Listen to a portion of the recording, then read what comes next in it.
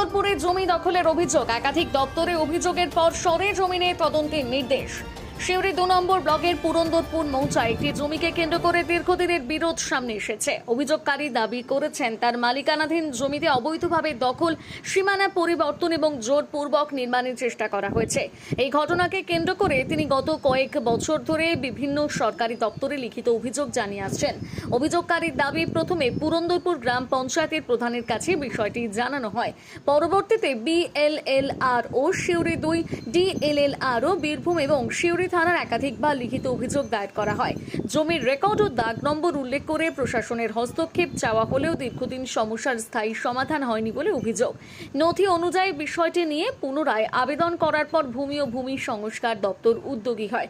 সম্প্রতি RI office Suri 2 এর পক্ষ থেকে সংশ্লিষ্ট পক্ষদের নির্দিষ্ট দিন ও সময়ে সরেজমিনে তদন্তে উপস্থিত থাকার জন্য নোটিশ জারি করা হয়েছে।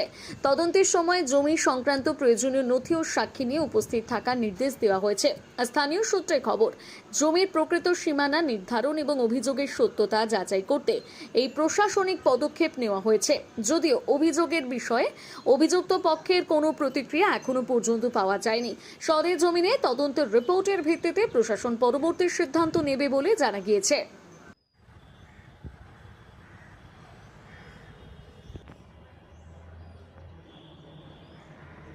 জল যাওয়ার রাস্তা আমার শুধু না, আমার প্রতিবেশী তারক দত্ত, তারপরে আমার কাকা, আরেক কাকা সাধন সাধু, এদিকে অনুপ সাধু, এরও বৃষ্টির জল এই পুকুরটাতে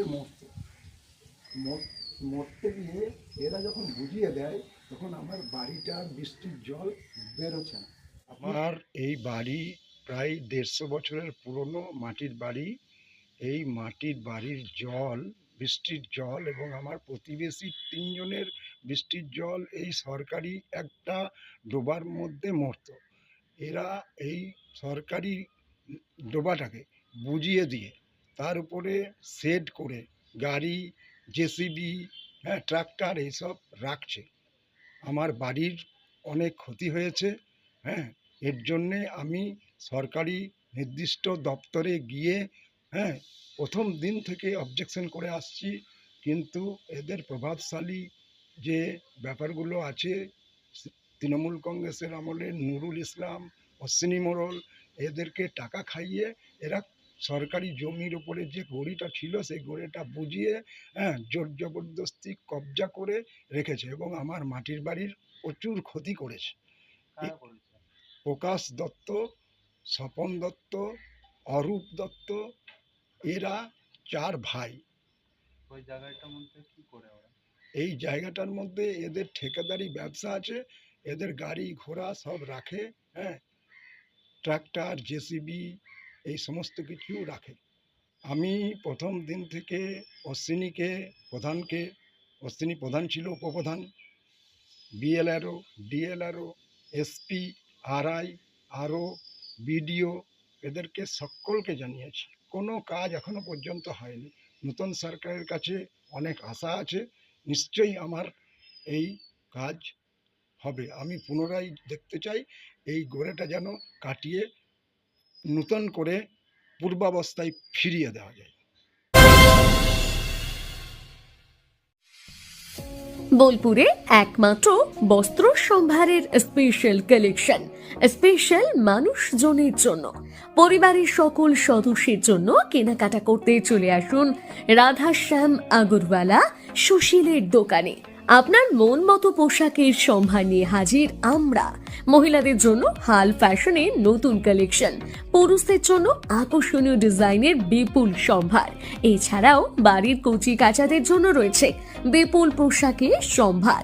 এক জায়গাতেই, এক ছাদের তলায় পরিবারের সকলের জন্য পাবেন বিভিন্ন ধরনের পোশাক। বোলপুরের বস্ত্র ব্যবসায়ের একমাত্র ভরসা রাধাশ্যাম আগরওয়ালা সুশীল। যোগাযোগ Radhashyam Agarwala Sushil, Santiniketan road, Bolpur. Phone number 7908094539। আপনার স্বপ্নের আবাসন এখন বোলপুরে, শান্তিনিকেতনের একদম সন্নিকটে। সুরশ্রী পল্লীতে তৈরি হচ্ছে আধুনিক সুযোগ সুবিধায় সমৃদ্ধ সুরশ্রী অ্যাপার্টমেন্ট। এখানে পাবেন সকল ফ্ল্যাট 2 বেডরুম যুক্ত, কমিউনিটি হলের সুবিধা, শান্ত নিরাপদ পরিবেশ। সুরশ্রী পল্লী থেকে শান্তিনিকেতন মাত্র হাঁটা পথ। আজই আসুন, দেখে যান আপনার স্বপ্নের ঠিকানা সুরশ্রী অ্যাপার্টমেন্টে।